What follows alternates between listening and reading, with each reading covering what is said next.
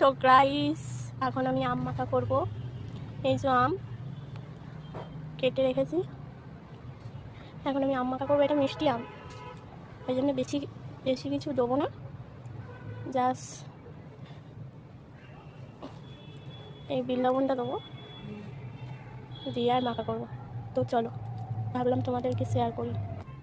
তো আমি অল্প করে এতে দিয়ে দেবো,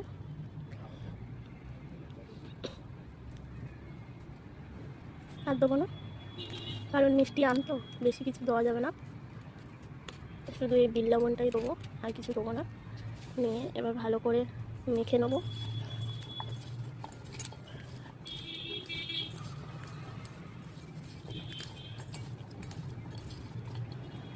মেখে নেওয়ার পরে দেখো কত সুন্দর লাগছে।